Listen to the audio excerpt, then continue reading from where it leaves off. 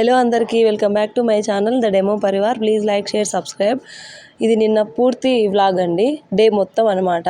ఒక హాలిడే ఎలా ఉంటుందో చూపిస్తారు మాకు, ఎంత భయంకరంగా ఉంటుందో ఒక హాలిడే వస్తే. ఇంకా లక్కీగాను అది నా దురదృష్టమో తెలీదు, మా ఆయన ఇంట్లోనే ఉన్నాడు. అంటే సండే కూడా ఇంట్లో ఉండడు కదా మా ఆయన, మేడే రోజు ఇంట్లో ఉన్నాడు. కార్మిక దినోత్సవం హాలిడే, నేను వెళ్ళనని ఇంట్లో ఉన్నారు. అది పెద్ద వండర్ నాకు. నార్మల్గా అయితే నేను ఉండమన్నప్పుడు కూడా ఉండడు, ఏ పండగ వచ్చినా ఎప్పుడు ఉండరు సైట్లో. అదే అండి, నార్త్ సైడ్కి వస్తే ఇంతే అని మాకు తెలుసు, అయినా మేము వచ్చినాము. ఇంకా ఏమైందంటే నిన్నటి నుంచి మాన్షుకి ఆన్లైన్ క్లాసెస్ జరుగుతున్నాయి కదండి. ఎందుకో మరి ఏమైనా హీట్ వేవ్స్ ఎక్కువ వస్తున్నాయనో, వేడిగాళ్ళు ఎక్కువ వస్తున్నాయి, అందుకోసం ఏమైనా అలా చేశారేమో. ఎట్లయినా కూడా మార్నింగ్ 6:30 to 10:30 వరకు పెద్ద ఏం అంతగా ఎండ ఉండదు, కానీ ఎందుకు అలా చేశారో పూర్తిగా అయితే నాకు ఇంకా డౌటే. వాళ్ళు సరే పోనీలేండి, తనకి ఆన్లైన్ క్లాస్ అంటే 6:30కి క్లాస్ అన్నా నేను 6కి లేచినా సరిపోతుంది కదా, టిఫిన్ చేసే పని ఉండదు. తను క్లాసెస్ వింటూ ఉంటుంది, నా పని నేను చేసుకోవచ్చు. ఇంకా తను బ్రష్ చేసి వాళ్ళ మేడం లింక్ పంపించే వరకు వెయిట్ చేస్తూ ఉంది. ఇంకా నాకు బ్రష్ చేసిన తర్వాత హాట్ వాటర్ తాగడం అలవాటు అండి. ఇంకా దాన్ని ఎప్పుడు పోగొట్టుకోలేను, నేను తాగుకుంటే నాకు ఎలానో ఉంటుంది అనమాట థ్రోట్ మొత్తం, అందుకోసం తాగాను. తర్వాత ఇంకా అంశుకి ఆన్లైన్లో వాళ్ళ మేడంది లింక్ వచ్చింటే ఓపెన్ చేసి ఇచ్చి కూర్చోబెట్టినాను. ఆమె చెప్తుంటే రాసుకుంటూ ఉండాలంట. ఇంకా అదేదో చేస్తుంది, కానీ ఇంత చిన్నపిల్లలకి కష్టం కదండి, దాన్ని రాసుకోకుండా వాళ్ళ ఫ్రెండ్స్ని వాళ్ళందరినీ చూస్తుంది ఫోటోలలో, దాంట్లో ఫోన్లో.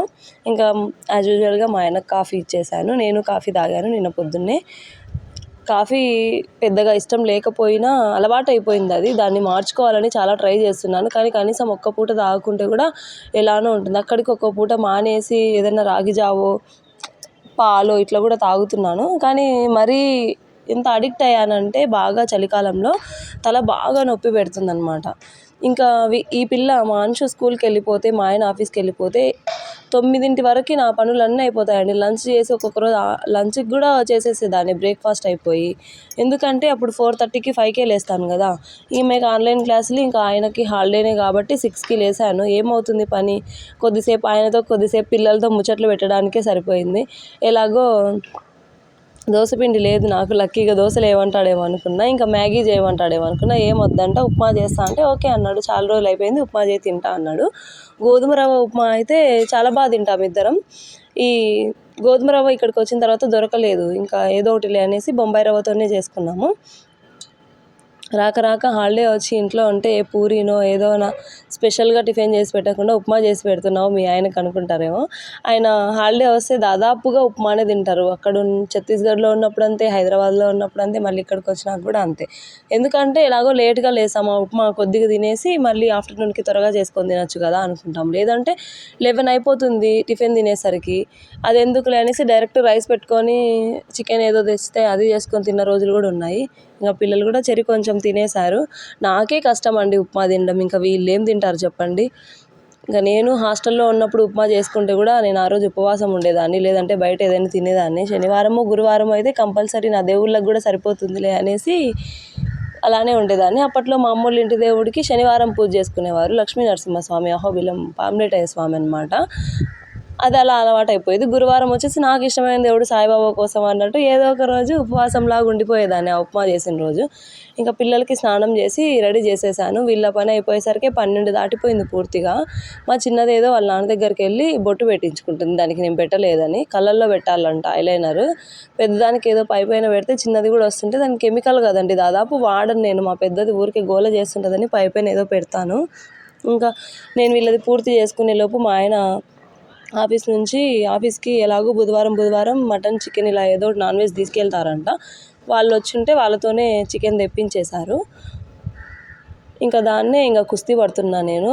మా మనుషులు లెగ్ పీసులు ఇష్టం అనేసి 4 లెగ్ పీసులు, ఇంకా మిగతా అంతా చికెన్ తెచ్చారు. 3/4 కిలో ఉంటుంది, 750 grams లాగా. ఇంకా అదంతా కర్రీ చేసేసి 4 పీసులు కబాబ్ లాగా చేద్దామనేసి అంతా మ్యారినేట్ చేసి ఫ్రిడ్జ్లో పెట్టేశాను.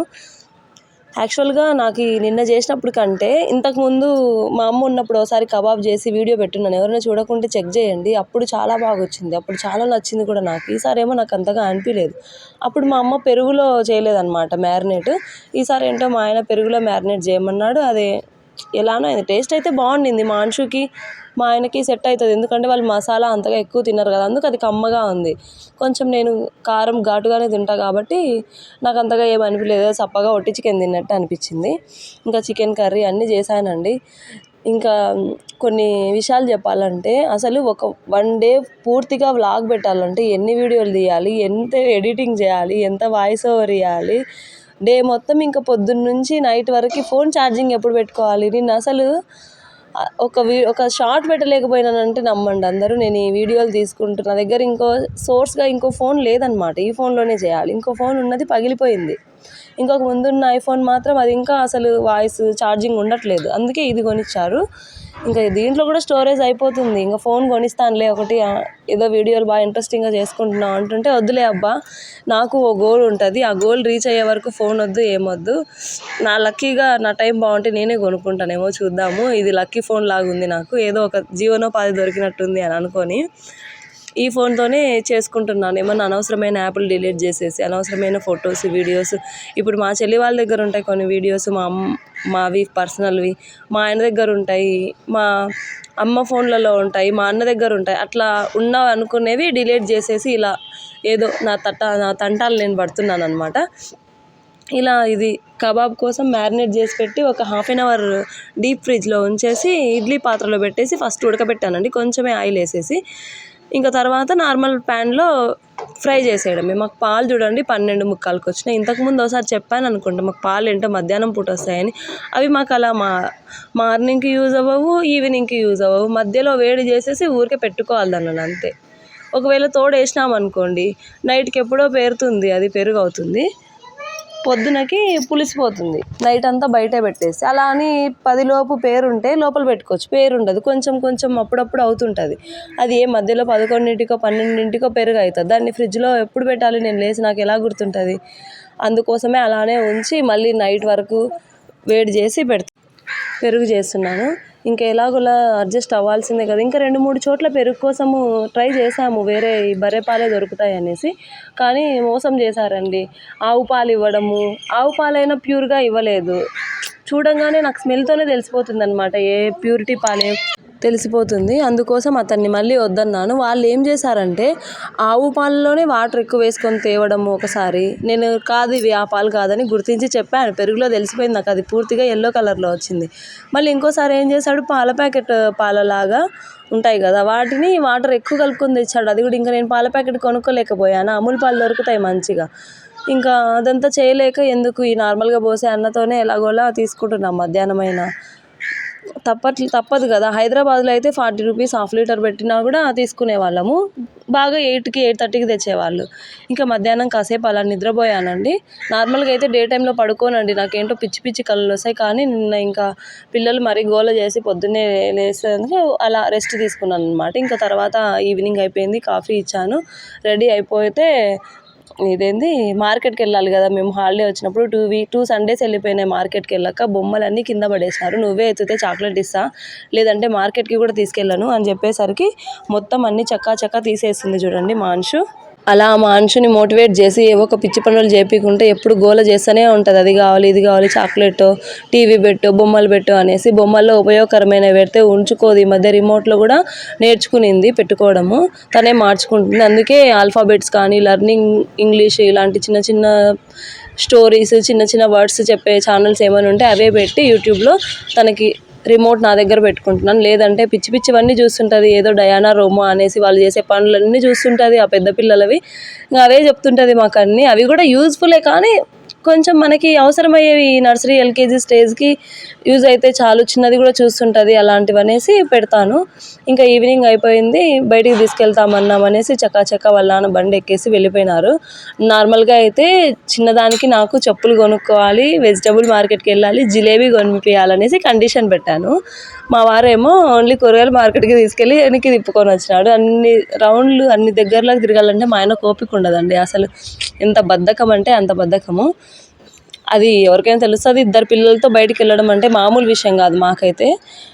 ఇంకా కొంచెం వాళ్ళు పెద్దగా అయితే ఇంట్లో ఉంచి వెళ్ళడము, ఏదో ఒక సోర్స్ దొరుకుతుంది మాకు, ఒకరిని తీసుకెళ్ళి ఒకరిని ఉంచడం, అలా ఏదో ఒకటి చేయొచ్చు. ఇంకా మేము తెలిసిపోయింది వెళ్తున్నామంటే హాసిని వాళ్ళ దగ్గర కూడా ఉండరు. అదే మా తెలుగు అక్క వాళ్ళు ఉన్నారు కదా, వాళ్ళు వచ్చినారు, వాళ్ళ దగ్గర కూడా ఉండదు. ఒకవేళ తెలియకుండా ఉంచి ఆడుకోపోమ్మా అని చెప్పి వెళ్తే ఉంటుంది. నార్మల్గా అయితే ఇంకా ఉండదు. ఇప్పుడు తెలిసిపోయిందంటే ఇంకా కూరగాయల మార్కెట్లో ఏమో అన్నీ ఫ్రెష్గా ఉంటాయండి. 5కి 5:30కి వచ్చామంటే చాయ్ బసాలు. మంగళ బజార్ అని ఇంకోటి ఉంటుంది, ఇది మార్నింగ్ టైం ఉంటుంది. ఇది ఈవినింగ్ హాలిడే కానీ సండే కానీ ఎక్కడి నుంచి వస్తారో జనాలు, మరి ఇంతమంది ఉంటారు ఈ మార్కెట్లో, నాకు అర్థమే కాదు. ఇదేం పెద్ద ఊరు కాదు కదా అంతమంది రావడానికి. రోజు తీసుకుపోయేంత కూరగాయలు అందరికీ ఏముంటాయి. కూరగాయలు రేట్లు అయితే నార్మల్ రేట్లే ఉన్నాయి. ఆనియన్స్ ఏమో 30 రూపీస్ ఉన్నాయి కిలో.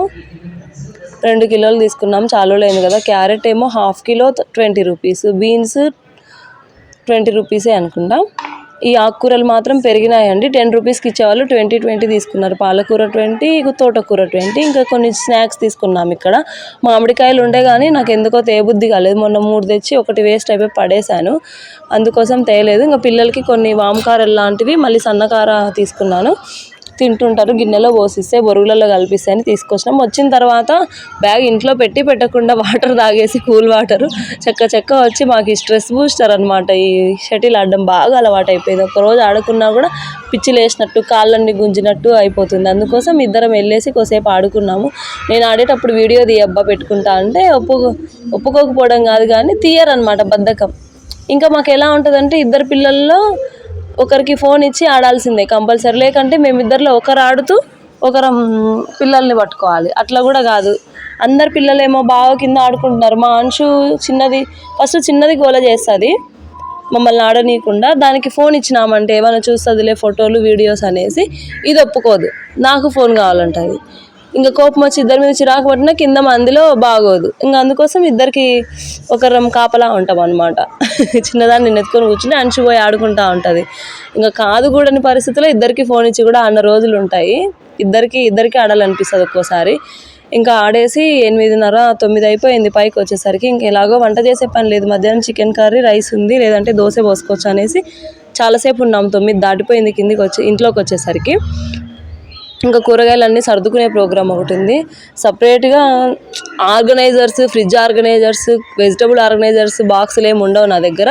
ఈ కవర్లలోనే, వాళ్ళు ఇచ్చిన కవర్లలోనే పెడతాను. వాళ్ళు కొన్ని కవర్లలో ఇచ్చిండరు, నేనే తీసుకోండను ఎందుకు అన్ని కవర్లు అనేసి. అట్లాంటి వాటిని డబ్బాల్లో పెట్టుకుంటాను. నా దగ్గర బిర్యానీ డబ్బాలు, డేట్స్ డబ్బాలు, ఇట్లా కొన్ని నేనే కొన్న కంటైనర్స్ కూడా ఉంటాయి. అట్లాంటి డబ్బాలలో స్టోర్ చేసి పెట్టుకుంటాను.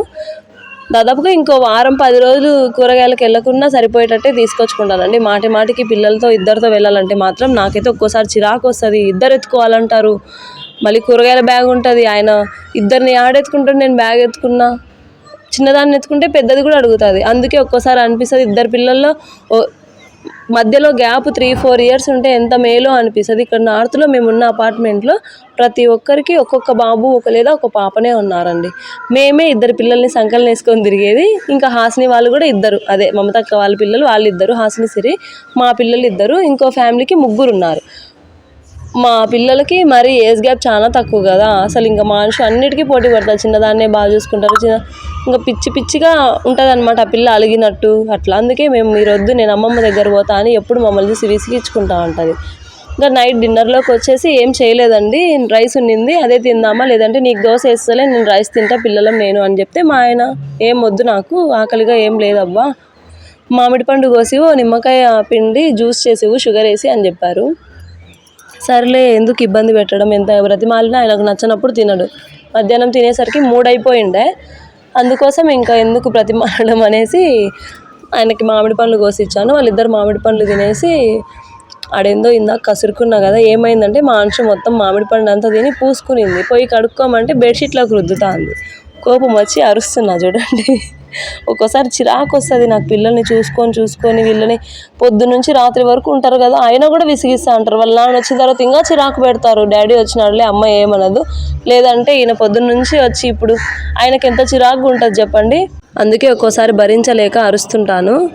కొట్టడం అయితే చాలా తక్కువనే. ఇంకా అంతే అండి ఈరోజు వ్లాగ్, ఇంకంతే. Bye keep support, thanks for watching, bye.